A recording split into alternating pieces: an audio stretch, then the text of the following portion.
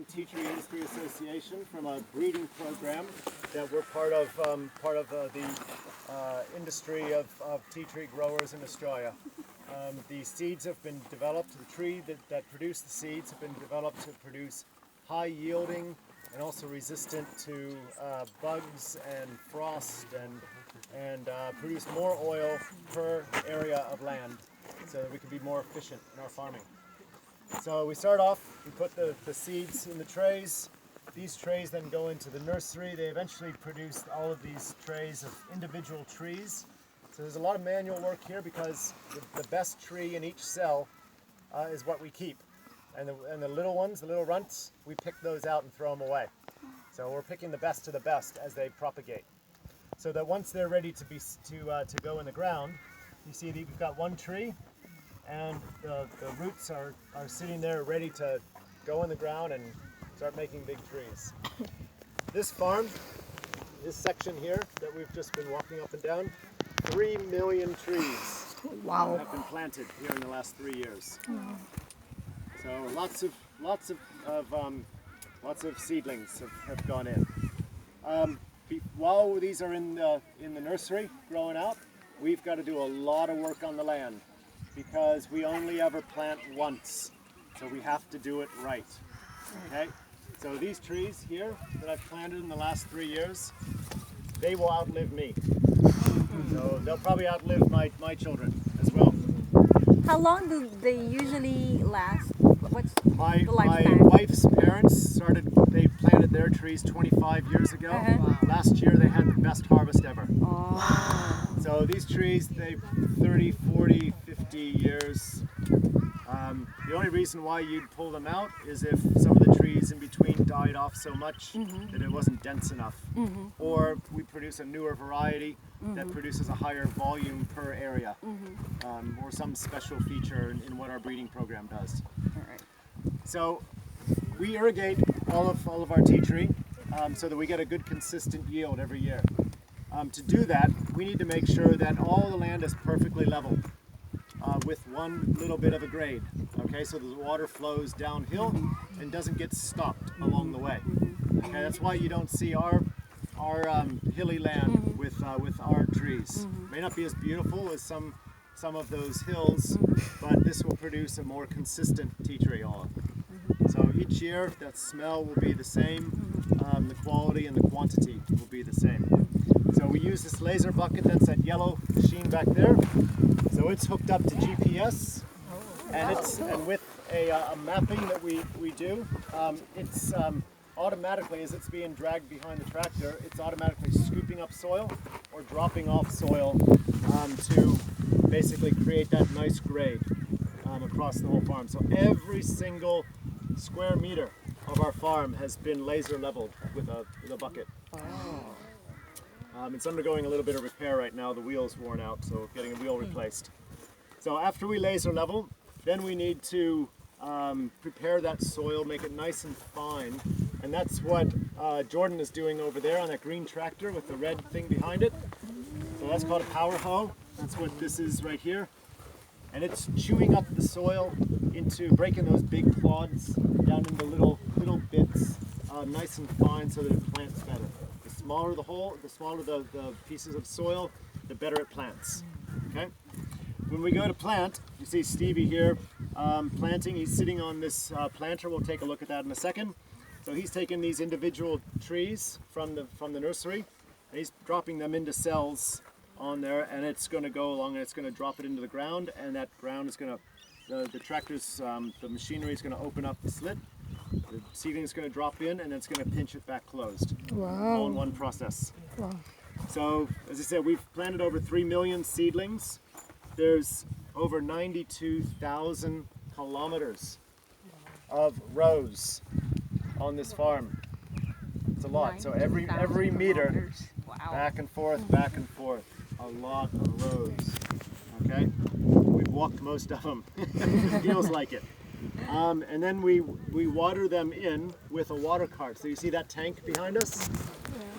So that's what we use to actually lock in the seedling into the soil to get rid of all the air pockets so that the roots don't dry out. So those arms drop out on the water cart, and we drop a fine layer of water down on the trees. So our tractors, when we're planting, the tractor is set to GPS as well. That's why when you look down these rows, from the end here, a half a kilometer down to the dam, there's less than 5 mil variation. Okay? So very little variation. The tractor is set on GPS and the driver takes his hand off. So the tractor does everything. Then once we've got everything planted in the ground and they're all locked in, then we're going to irrigate. So we want to get everything watered and get those trees, get some moisture going in so that they start putting their roots down.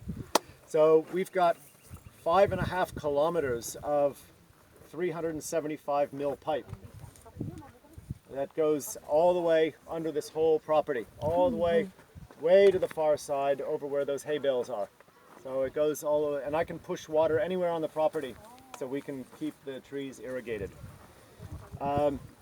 We saw the dam when we came in, so 40 million liters of water we can store in that dam, which will water this whole farm twice. Okay. We also have water that we can get to that dam. Will capture rainwater.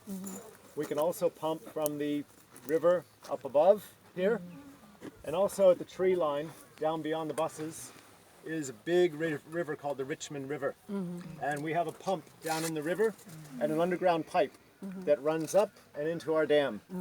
So when the dam goes low, because we haven't had rain to fill up the dam, we can pump from the river into the dam and then pump from the dam onto our trees. So we're protected with 3 different sources of water to irrigate here. And then everything else we do on the farm with farm activities needing water, we've got rainwater tanks that we capture the rainwater and we use that water, we even use that for drinking. Beautiful, beautiful tasting. When we go to harvesting, we're working 24/7. So it's a requirement of the Tea Tree Association quality system that from the time we cut to the time we distill, 24 hours maximum. So we have to get that leaf into the bin and get it distilled.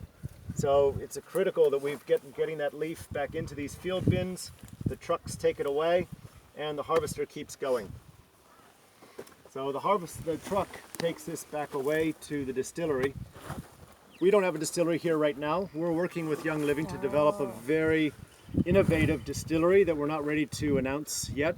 But maybe if you come here in less than 2 years, that shed will look totally different.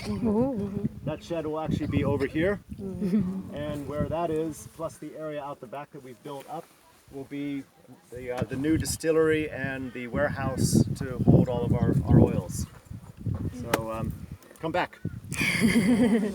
After we distill, from this point, when the leaf goes into the cooking bin, from this point until it gets to you, the tea tree oil will only ever touch 3 different types of material, actually 4 now types of material. Stainless steel, glass, Teflon, or uncoated aluminium. Okay, we've just finished off a 2-year shelf life study of uncoated aluminium it works. Okay. The oil goes into a separator, so we get the oil separated from what else?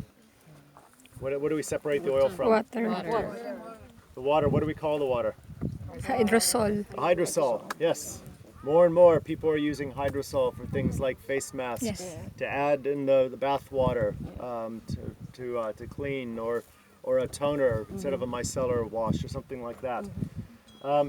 The oil goes into holding tanks and it seasons, sort of like wine, for a few weeks.